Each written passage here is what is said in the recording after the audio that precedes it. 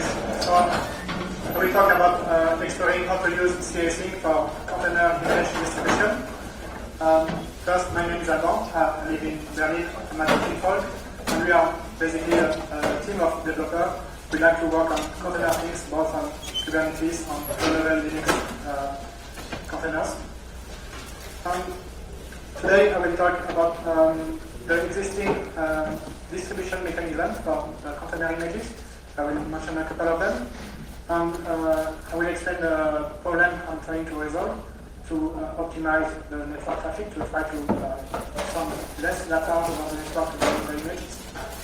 And mention two different ideas, and I will focus on casync.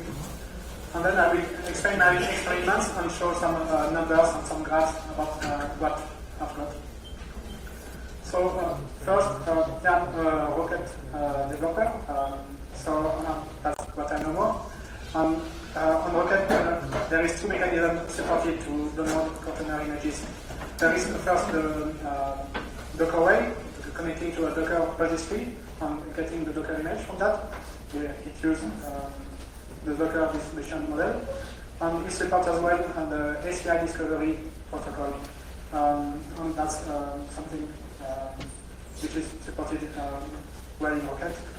I don't mention OCI here because OCI is mostly the OCI bundle. That's the image format on disk. That's not really about the distribution. So the way we get image with from the Docker hub, from a Docker registry, is this way. Here I have Kubernetes node with Rocket installed on it, and when I get an image, a Docker image, Rocket will use the Docker to ACI tool internally to automatically support the Docker distribution model, and it will download from the Docker registry all the layers from the Docker image.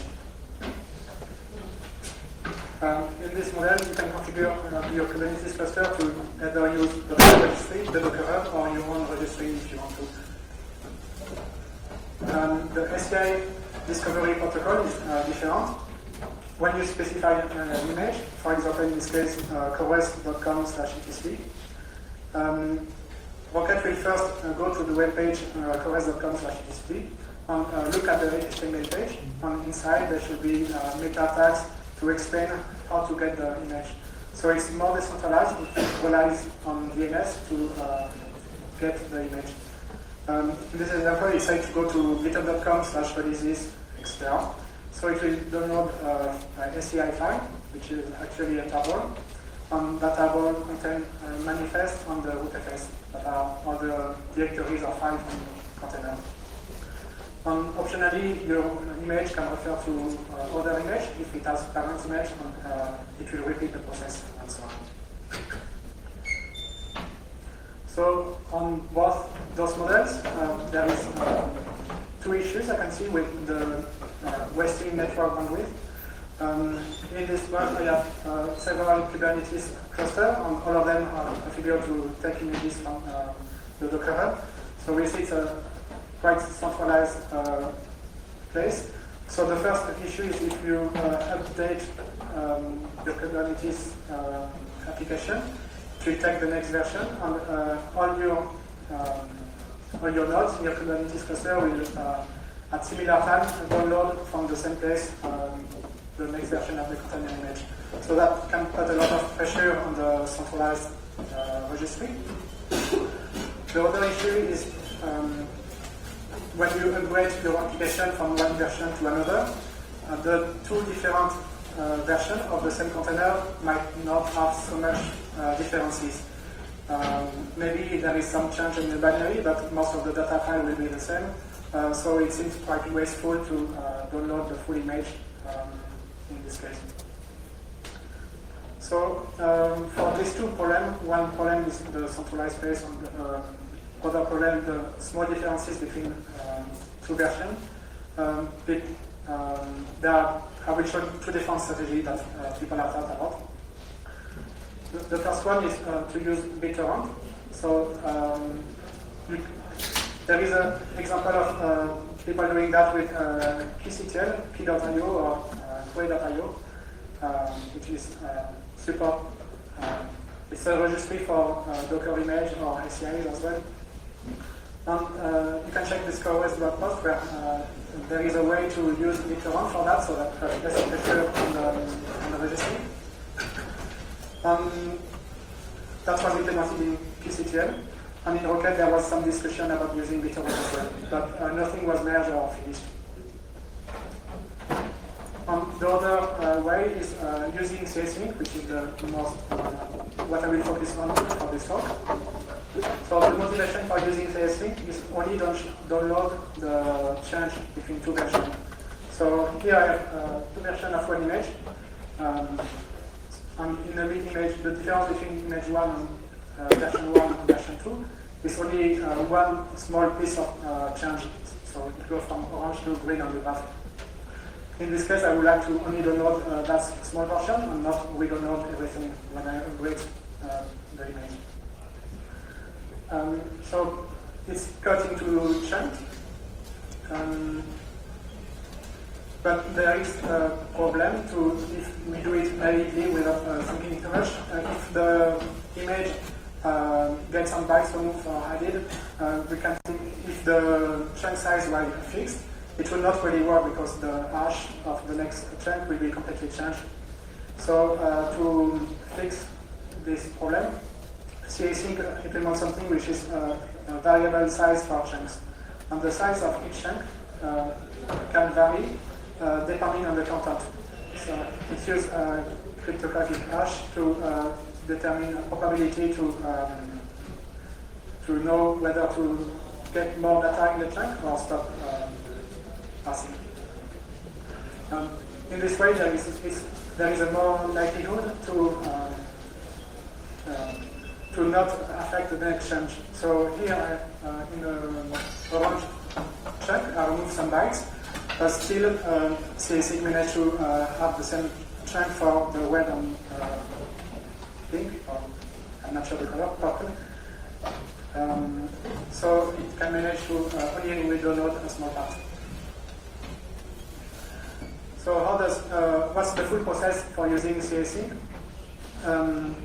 First, when you have the container image and you want to use casync, you need to serialize the data. You can do that either on the table or directly on the directories and files. When you have all your container image serialized, you split into chunks of variable size, and then casync will hash each chunk, and they will be put in a content addressable storage. And then each chunk will be compressed, so they can be downloaded individually. When the container runtime will have to download the container image, it will use an index file to know which chunk to download, and it will do basically the same process but in reverse. So what I did was a proof of concept to try that in Rocket. So what I want to do is when we do Rocket fetch the version 1 of an image, it will initially have to download everything. But when I download the version 2, only download the difference because I will cache the chunks in the local chunk store. And to integrate that in the way the ACI discovery protocol works, I just recognize in the meta tag in HTML if I have an image with a suffix CA_ID, which is the index file for casync, then Rocket will know that it has to use casync to download the chunks, and it will use the default directory, which is default.ca store. There is a branch for that, so that's just a proof of concept. At the moment, it's quite basic, just to try. I have a list of to-do that I would like to try if I have time, or maybe some of you are interested to try it out. There is now a library for casync in Go. So since Rocket, Docker, and a lot of different software are written in Go, that would be more practical than using directly casync. There is no garbage collection for the chunks yet. So if we use it a long time, that will should get full, and that's not really practical yet. So it will need some improvement in casync for that. Another idea is to use fuse. In casync, there is a fuse driver to be able to mount the container image immediately and download on the fly the chunks which are needed. So that was a bit of the theory, but in practice, does it actually work? To know whether it works or not, if I can save memory with that ID, run some experiment, and I have some script to test on different images to see if it works. The first image I tried was the registry image available on the Docker Hub. I downloaded a lot of different versions from quite old 061 to 071. And in the blue line, I noted the size of the Docker image compressed, the size I would have to download if I were not to use casync. And I can compare that to what's happened if I use casync to download all of the version one after another. So the first download, I see using casync doesn't save anything. It's actually a little bit worse because I don't have anything in the cache yet. But actually, after the third version, I see I saved quite a lot of network bandwidth. I don't have to download so much, presumably because the content didn't change that much, so I don't have to download that much. Sometimes I see that actually I have to download everything, probably because the version, it's a major version, or a lot of things changed, so there is not much to win. I tried with other images, with Ubuntu, try different snapshots of Ubuntu, and I see that in this image as well, after the first version, I can set some network.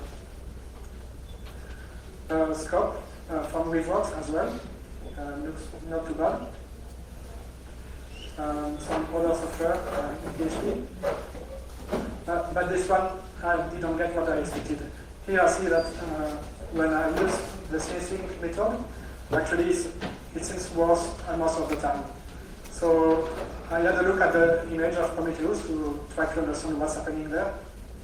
And I see the image is based on BusyBox. BusyBox is quite small, so it's not the code there.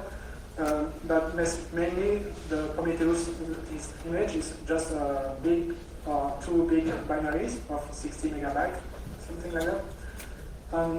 Between each version I tested, there is some lines of code change between the versions, not that much, but still when recompiling it completely changed the binary, so it doesn't help very much here. In casync upstream, there is some people trying to make it better for this kind of situation by recognizing the ELF format of binary files to recognize where to stop the chunk. So that's about it. So with this, I can save network bandwidth for a lot of images, but not all of them. But to properly integrate that, it will require a lot of more work. What I did was just a proof of concept.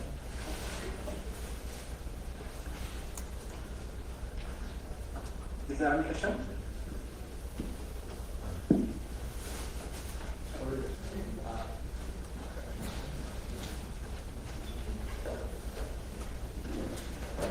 I just didn't understand why at the first download this works with casync. Okay, why is it worse at the first download? I have a guess, I'm not sure if it's really that, but when not using casync, I download a compressed image. When using casync, I download compressed chunk, but each chunk is compressed individually. So probably the compression algorithm is not that good when only compress small chunks individually. That's my guess, but I didn't check if it is really the case.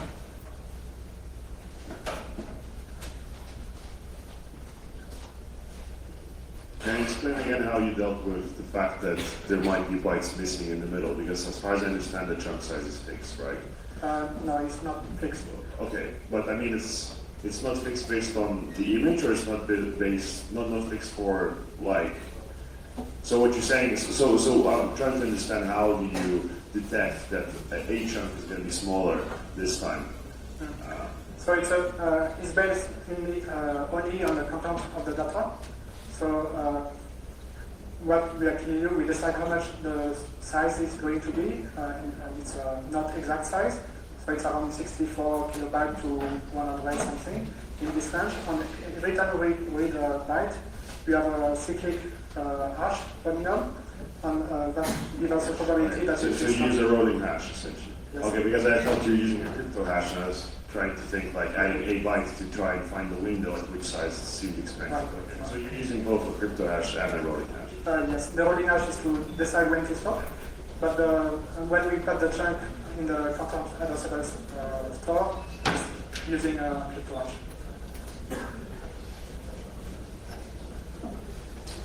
Hi, I'm also curious how well this works with, for example, BTRFS with compression on, or sorry, not only compression, but also like things like de-encrypt and stuff like that. How well do these things work with changing an encryption in some blocks and so on and so forth? How well does the chunking work with those?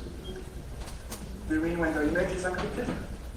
So, for example, if you have BTRFS with encryption around it using looks or something like that, how well does it work? How well does the chunking work with things like that? My guess it will not work. So what I'm trying is do the serialization on the table, uncompressed table, not encrypted. But I don't know how it will be possible to do that with encryption.